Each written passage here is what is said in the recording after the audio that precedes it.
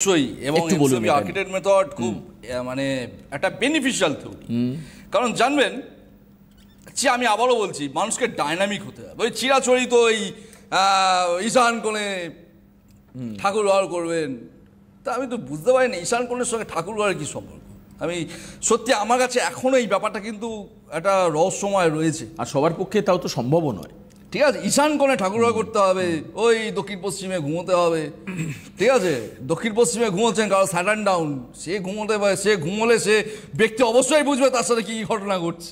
কারণ দক্ষিণ পশ্চিমে তারা ঘুমোতে পারে যাদের স্যাটার্ন খুব চার্জে থাকে, খুব পজিটিভ থাকে। স্যাটার্ন ডাউন দক্ষিণ পশ্চিমে ঘুমোচ্ছে, ডেঞ্জারাস আকার ধারণ করবে।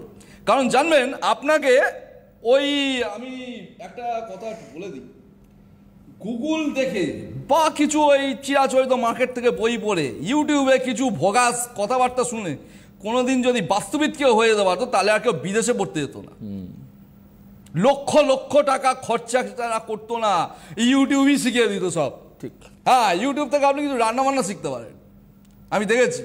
কারণ আমাকে একজন ইউটিউব থেকে রান্না দেখে আমায় করে খাইয়েছিলেন, টেলিশাস হয়েছিল, সেই অবধি ঠিক আছে। বাট বাস্তু থিওরিতে কোনো এক্সপেরিমেন্ট নয়। আমি অনেকের বাড়িতে গিয়ে দেখি 7খানা ঘোড়া ছুটছে, এরকম ছবি। কে লাগিয়েছে? না স্যার আমি লাগিয়েছি। আচ্ছা কেন লাগিয়েছেন? না ইউটিউবে দেখেছিলাম একজন বলছিলেন উত্তর দিকে লাগাতে হবে। উত্তর দিকের সঙ্গে ওর কানেকশন কি সেটা কেউ জানে? যেমন ধরুন এই যে দেখবেন 7খানা ঘোড়া, হোয়াইট কালারের ঘোড়া। এবার 7খানা ঘোড়ার এনার্জিটাকে কি এনার্জি বলে? যেমন ধরুন যাদের বাড়িতে সাংসারিক প্রবলেম আছে, সাংসারিক প্রবলেম মানে কি জন্য প্রবলেম? সেটা কোনো ফিজিক্যাল অ্যাটাচমেন্টের প্রবলেম, অন্য কোনো প্রবলেম নয়। মানে আর্থিক প্রবলেম নেই, তাহলে মানসিক প্রবলেমও নেই।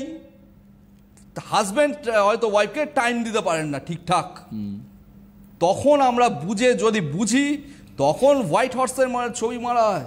তার আগে নয়, কিন্তু তার একটা স্পেশাল ডিগ্রি আছে, সব উত্তরে মেরে দিন, তাও নয়। কাজেই রহস্য কিন্তু অনেক। মানে ওই চিরাচরিত এবিসিডি পড়ে এলিফ্যান্ট লেখার ভুলটা না করাই ভালো। কারণ জানবেন সাবজেক্টটা কিন্তু এবিসিডির মধ্যে নেই, সাবজেক্টটা কিন্তু লেটার, প্যারাগ্রাফ, আরও অনেক কিছু চ্যাপ্টারের মধ্যে রয়েছে। আজকে আর্কিটেক্ট মেথডের এত ডিমান্ড কেন? আর্কিটেক্ট মেথড জিনিসটা কি এমসিবি থিওরির মধ্যে? কারণ এখন যত আমার কাছে অ্যাপয়েন্টমেন্ট হচ্ছে, যত ক্রিটিক্যাল কেসেসের অ্যাপয়েন্টমেন্ট হচ্ছে, সব দেখছি এক ধার থেকে আর্কিটেক্ট মেথডের ওপর দিয়ে যাচ্ছে। আর্কিটেক্ট মেথডটা কি? আর্কিটেক্ট মেথড হচ্ছে আপনার বাড়ির ক্যাটাগরিটা কীরকম হবে। যেমন ধরুন আমাদের 5টা তত্ত্ব আছে, যেমন ধরুন অগ্নিতত্ত্ব, বায়ুতত্ত্ব, পৃথ্বীতত্ত্ব, জলতত্ত্ব, আর হচ্ছে আকাশতত্ত্ব। এই যে 5টা তত্ত্ব আছে, 5টা এলিমেন্টস রয়েছে, আপনার বাড়িকে ওই রকম এলিমেন্টের মধ্যে ভাগ করতে হবে। যেমন ধরুন বাড়িটা লম্বায় বড়, চওড়ায় ছোট, সেটা ফায়ার এলিমেন্টের বাড়ি। আচ্ছা আচ্ছা, বাড়িটা পুরো চৌকো, বর্গক্ষেত্র, সেটা ওয়াটার এলিমেন্টের বাড়ি। আচ্ছা আচ্ছা, সামনের দিক চওড়া, পেছন দিক সরু, সেটা পৃথ্বীতত্ত্বের এনার্জি। এবার গল্পটি স্যার আমরা কি করে বুঝবো বা পৃথ্বীতত্ত্ব কার লাগবে, জলতত্ত্ব কার লাগবে, অগ্নিতত্ত্ব কার লাগবে, আমরা কি করে জানবো? এইখানেই আজকের প্রোগ্রামটা, যে আর্কিটেক্ট মেথডের প্রয়োজনীয়তা কোথায়, এবং আর্কিটেক্ট মেথড অ্যাপ্লাই করে একজনকে আমি 6 মাসের মধ্যে ঘুরিয়ে দিয়েছি অ্যাব্রডে, একদম বিদেশের মাটিতে। তিনি তার ফুটেজ আমার কাছে রয়েছে, একদম আর্কিটেক্ট মেথড। আমি আরো বলে দিই, তারপর সেই প্রমাণ দেখাবো যে অবিশ্বাসী প্রমাণ ছাড়া কোনো কাজ করে না আর্কিটেক্ট মেথডের। যেমন ধরুন আপনি ব্যবসা করেন, কিসের ব্যবসা করেন?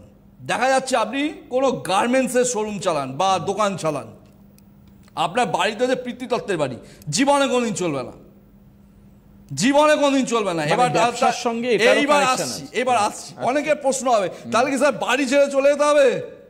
না, ওই পৃথ্বীতত্ত্বের এনার্জিকে ফায়ার এলিমেন্টে কনভার্ট করতে হবে। মানে বাড়ির স্ট্রাকচার থাকবে ওটাকে কনভার্ট করছি।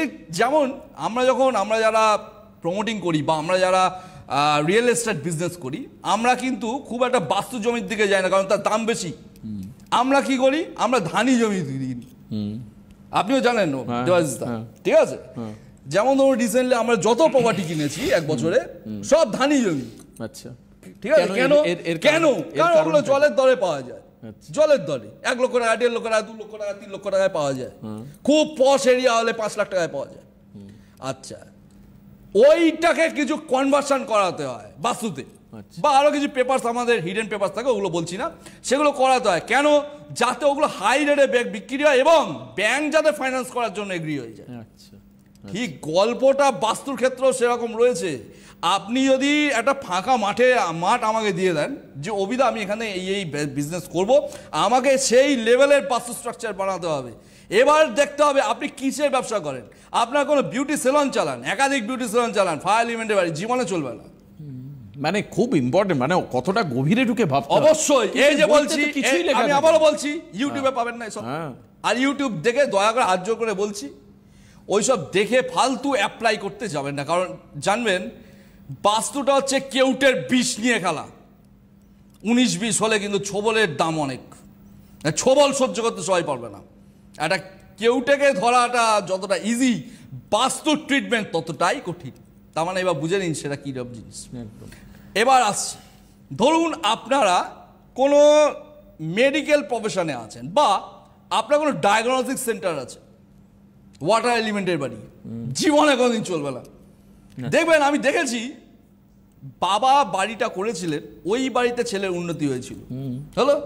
এবার ছেলে নিজে একটা বাড়ি করলো, ওই বাড়িতে ঢোকার পর থেকে কিন্তু ডিটোরিয়েট প্রচুর হয় এরকম, প্রচুর। আচ্ছা, এবার আসছি ডিটোরিয়েট হওয়ার আগে, মানে ওই বাড়িতে যাওয়ার পর ছেলে বিয়ে টিয়ে করলো, তারপর কি বলো, মেয়েটা মনে হয় খুব একটা সুলক্ষণা নয়, আমরা চট করে এই দোষটা দিয়ে দিই। ঠিক আছে, মেয়েটা খুব একটা সুলক্ষণা নয়, বউটা আনলাকি, ঠিক আছে। অ্যাকচুয়াল গল্প এটা নয়, গল্পটা যে তার এলিমেন্টের সঙ্গে ম্যাচ খাওয়াতে হয়। যেমন ধরুন, আমরা যারা বাস্তু থিওরি নিয়ে কাজ করি, রিয়েল এস্টেট বিজনেস করি, তাহলে ফায়ার এলিমেন্টের বাড়িতে থাকা উচিত। আমি নিজে এটাই উপলব্ধি করেছি।